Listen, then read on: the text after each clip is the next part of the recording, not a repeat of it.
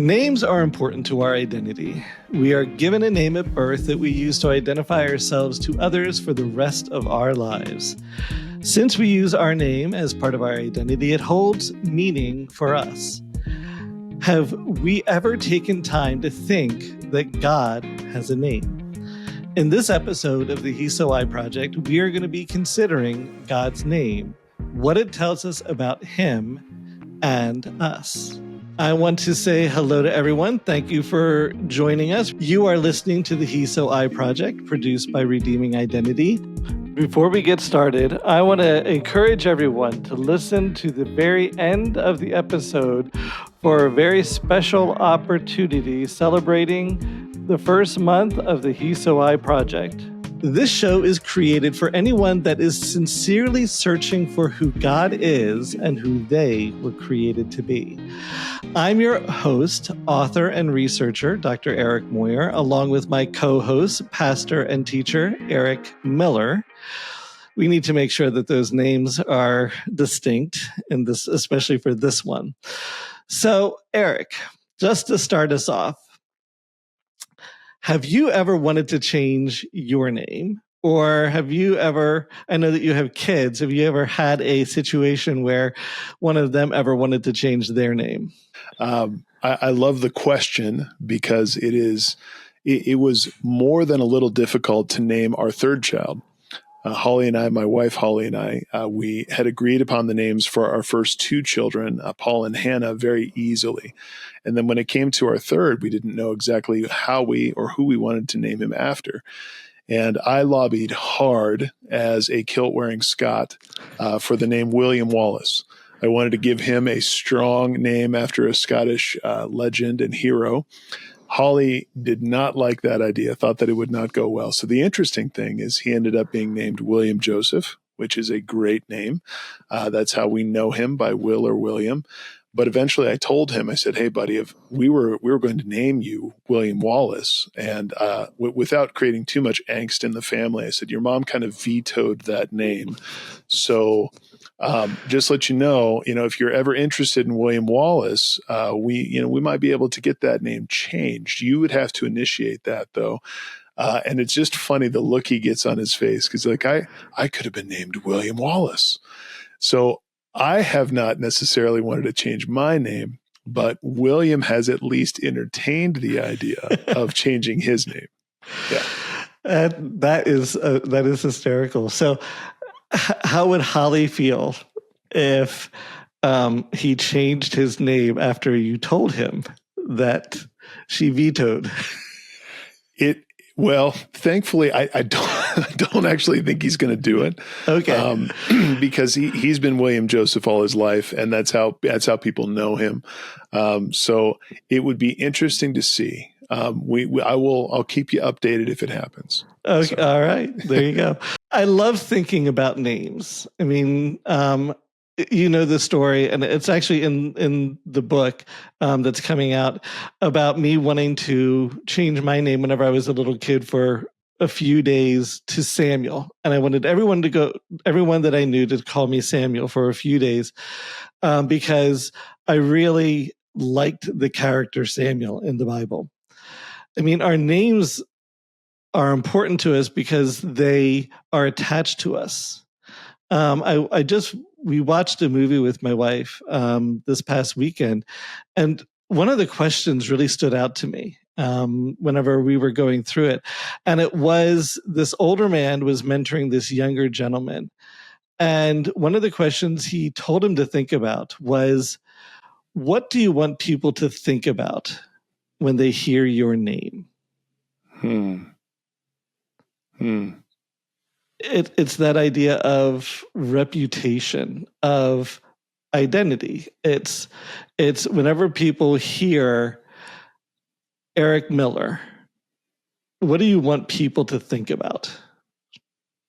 Yeah, to continue the idea, I think one of the reasons that made it difficult to name William a name is both my wife and I had associated people with certain names. So as we were going through a list, he'd be like, "Oh no, not that name. I knew a Peter that was not good, or something like that." But the name had been associated with an experience with this person, and so we, in naming our children, wanted to give them strong names, names of character, but not necessarily related to previous experiences with people who had the same name.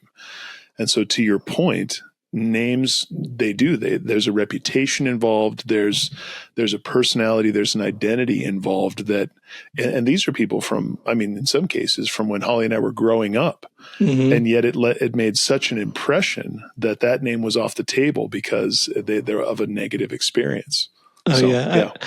I've known teachers in schools who have been teachers for 10 years that have a very hard time picking name for their kids, because every time they think of a name, they think of, I can't name it that because of that one student that I had. Yep. So that's an interesting challenge. So if we take this idea of names and we go into this next idea of God has a name, and we call God a lot by titles. If you think about it, we call God God. And I think many people think God is his name because that's what we call all the time. Right. But that's not really his name. Right. So I'll let you do this, but Pastor Eric, you want to tell us the story of God demonstrating or letting us know his name? Well, wow. And to try to keep this brief, but just thinking through the idea of God as the Bible has revealed himself to us in terms of his identity, the concept that God would share his personal name with us is even then, and I think we lose some of the majesty because we have this low power differential usually in our culture, which means that there isn't a reverence or respect for people based on their position within our culture, at least in Western culture. Whereas most cultures where there's a high honor shame, they recognize someone who is so vastly important that there is deference and respect. So for us to say, yeah, we can talk about the name of God, it's almost flippant at times. Whereas when God reveals his name, and I think you have the scripture pulled up, so I have to remind myself exactly where it is, but it's in Exodus talking to Moses, right? And in Exodus talking 3. To Moses. Yep. Thank you. Exodus 3. And when he reveals his name to Moses, at this powerful moment where he gives out the name Yahweh, or I am that I am. Right. And so you got to give me a second, because even just saying that, I feel like I should just take a pause because of reverence for who God is. That concept of that God is trying to capture in a way that our tiny human brains can understand. He is not past. He is not present. He is not future. He is. He will not be or become. He is fully who he is. At all times, he is completely in integrity with himself at all times. He is all the things that God says he is to 100%. Right. And so I even struggle to capture in words. I'm trying to imagine Moses with his hair blown back, his face melting, as God tells him, like, this is who I am. And that God would even do that. And you forgive me, Eric, for just a few more seconds. I don't want to ramble too much. Okay. But that God would even do that. That he would condescend. That he would, and because remember how big God is, that God would show this level of humility to say, I want relationship with you, my creations, and I want you to know my personal name. Oh, that for me all day, when you start meditating on that, about how awesome and wonderful our God is, that he would want us to know him personally. Right. So, yeah. Because I think we have a sense of names being important. And I Yes. think you're right. But in the culture that they were in, names were vastly important because they went beyond just differentiating, making a difference. Okay, well, there's Joe over there, and there's Paul over there, and there's William there. But whenever someone gave you their name, it was more than just an identifier. It carried with it everything that came with who that person was. Sure. And I loved looking at that passage where Moses is having the conversation with God, and he just basically says, "Who should I tell the people sent me?" And God could have said, just as he does later on, tell him that the God of Abraham, the God of Jacob, the God of Isaac has sent, because that's how he was known up to this point. But God, like you said, condescended and said, you know what, I'm going to go beyond that. I'm going to tell you who I am. And that idea of who I am, whatever I have been up to this point, I am going to continue to be. That's who I am. That's the awesomeness of saying the God of Abraham, the God of Isaac, the God of Jacob, is he is reminding Moses, as Moses will remind his people, the people that would follow him, of the character that he has displayed previously. Right. And so if I was those things to these men, these patriarchs, right, I will be these things for you, because my character, my identity never changes. Right. Yeah. People just so easily say, okay, the name of God is Yahweh, or the name of God is I am. And like you said, it seems very simple. But that name, because it carries the identity, comes with it, is the identity of God. It tells us something about who he is, that what he has done in the past and what he is doing is going to be consistent with what he is doing now, which is going to be consistent with what he is going to do in the future. And if you think about the implications of that, because the reason that the universe functions as it does is because God is consistent. I mean, and this is, I don't want to get too far afield here, but the reason that we can trust the sun will rise in the morning, every morning, the reason that we can even do meaningful science as we explore God's creation is because there is consistency. If there was not consistency, which is, again, a hallmark of God's own character, then we would, the things that we take for granted, you know, I mean, even just you turn the key in your car and that the science is going to function the way it does to make the combustion in your engine move your car along. These are things that we take for granted, but we are able to take them for granted because God is consistent, because he has worked the world in such a way that it is always going to be what he has said it's going to be. So, yeah. That is absolutely, I mean, you could just stop there and we could spend the entire time just thinking about that one part of who God is, that he is the same. He is constant. He is consistent. He hasn't changed. He is the same now as he was back then. Yeah. There's the song, the worship song that I think is somewhat popular right now, is the one that, because God was like this back then, he's going to be like that right now. And that's what this is communicating, is because God did this. And this is why it's so good to study who he is and what he did, because it is just like us, as we talk about identity, is what he does is a demonstration, an outpouring of who he is. Mm-hmm. And so as we see, this is what he did back then. He is able, and for his people, he is willing to do similar things now.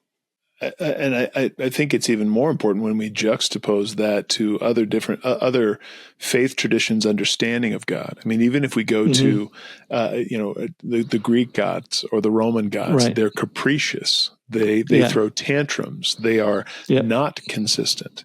Right. So to say within the truth of the gospel and the person of God, and then demonstrated in Christ, who is the same yesterday, today, and forever, we get that guarantee that God's identity will not change. And so not only will he work all things in the universe according to his will, but he will relate to us consistently. There will not be a time he will take away his grace. There will not be a thing that I do if I am a follower of Christ that he'll just say, okay, Eric, that's enough. Yeah, you've done that same thing like 2,000 times now. I've been keeping track, and now grace is done. It's grace upon grace, not that we take advantage of it, but that he is aware of our sinful proclivities, even as we wrestle with the flesh growing into our new identity, that he is faithful. He is consistent. He will always approach us with a heart of longing for us to experience the fullness of life that he has provided.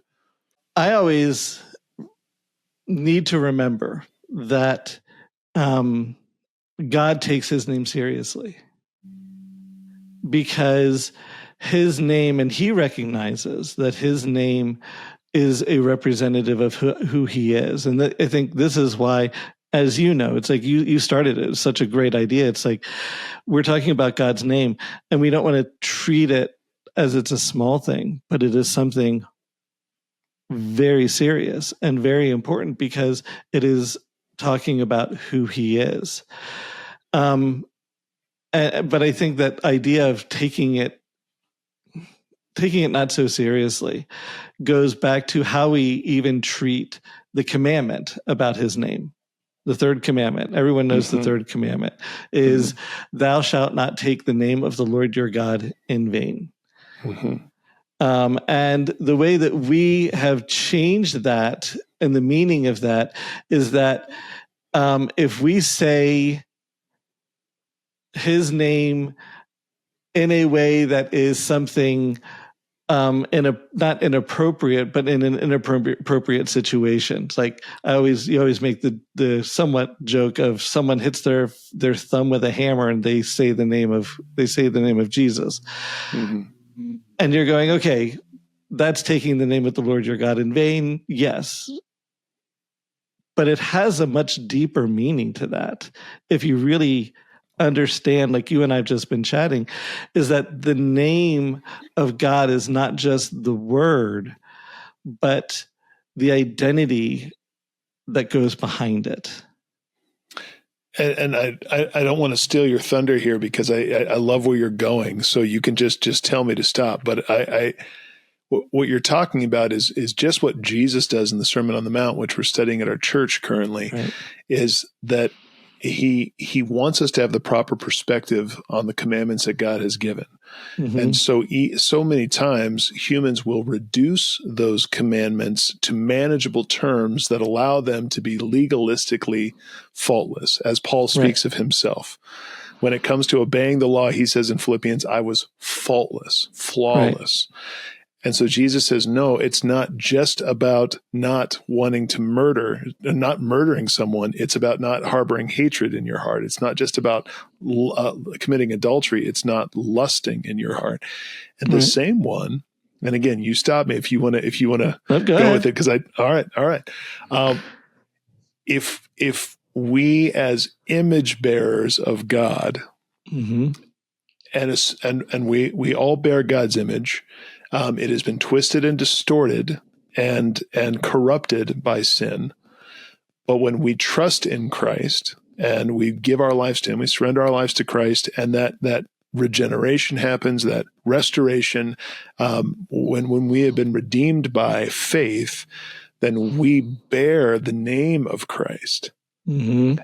And so for me, to take the Lord's name in vain isn't simply me saying his name in an unworthy manner. It's me living my life in a way that is worth less than he deserves. Right. So when Paul is saying that we should live a life worthy of the calling that we have received, because he's saying live a life worthy of the name of Christ, because that is the name that we bear. Oh yeah, and you went right where I was hoping. Okay. Is if you go back into that verse in Exodus where it says, "Thou shalt not take the name of the Lord your God in vain," and I know you love doing this, but if you go back in the Hebrew, it actually means more than it means to carry or to lift. And you went right there, because if you look in Isaiah, it says, "Everyone who is called by my name, whom I created for my glory, whom I formed and made." That basically covers everyone. We were all formed, created by him for his glory. We were created to carry his name. And the challenge is whatever we do we carry, do we reflect his name? Do we reflect his identity? Do people see us and say, I can see that you are a reflection of the I am? Yes.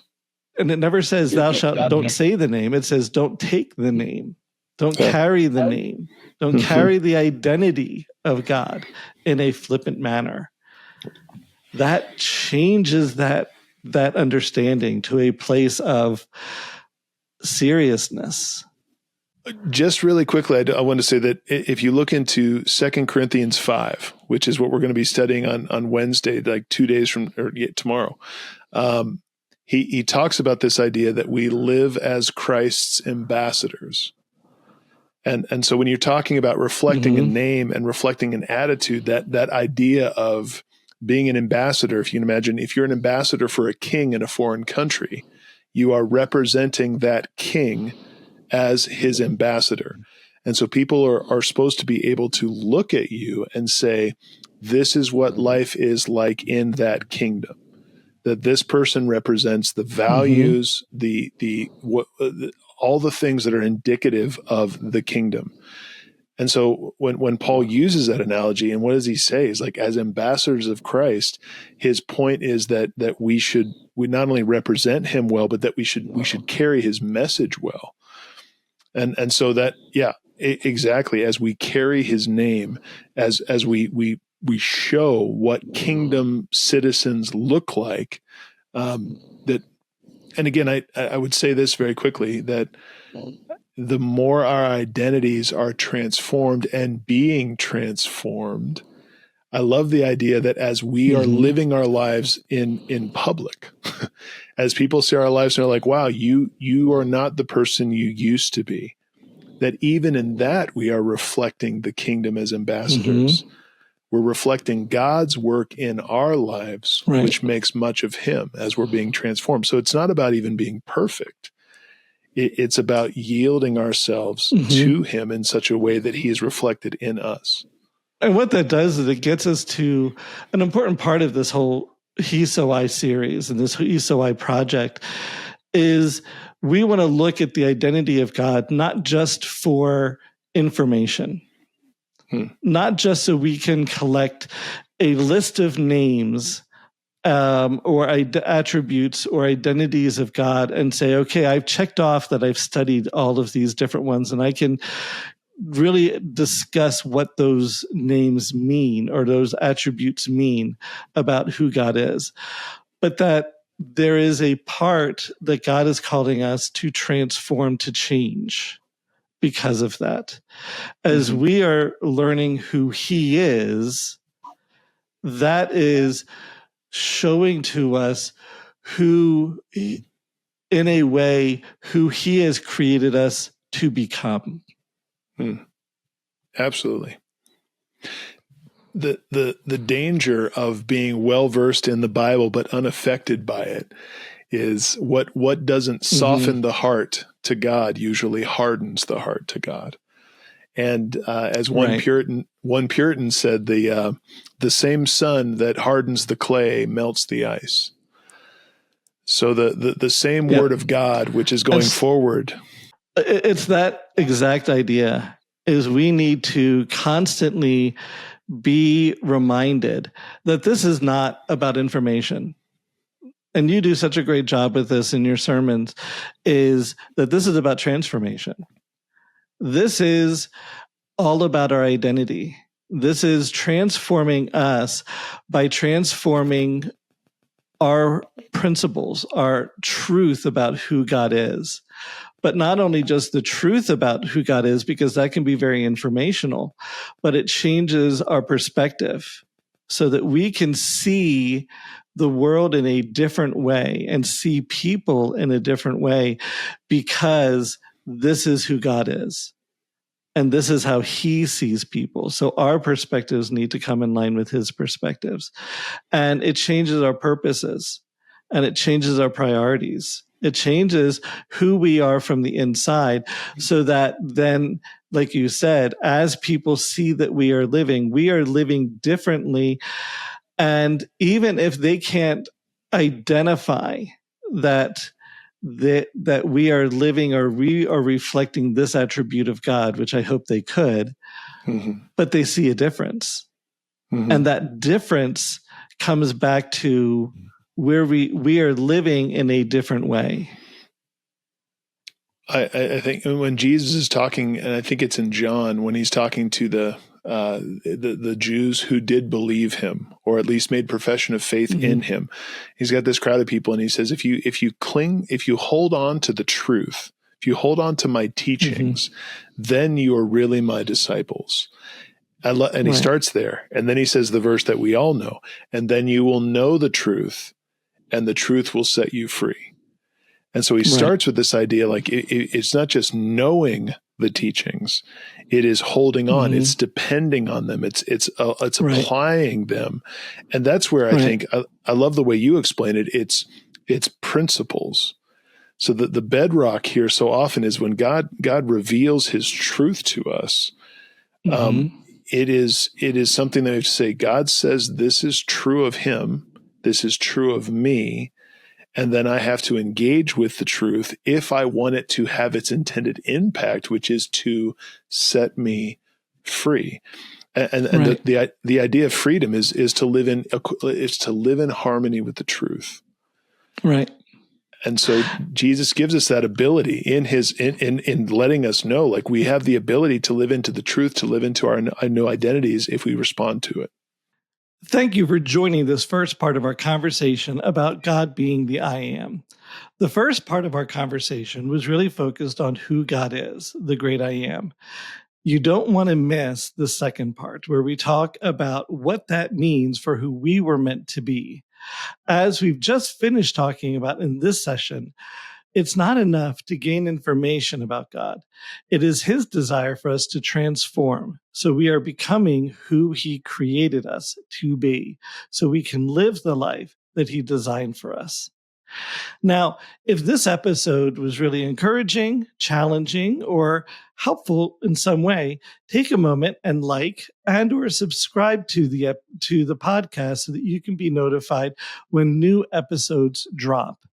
Additionally, if you go to our website, redeemingidentity.com, and we're going to have a QR code right here on the screen. If you go to that website, there is a Bible study that you could use to continue studying and looking at the idea of who God is as the I Am, and what does that mean for us. This Bible study is free. It is on the website.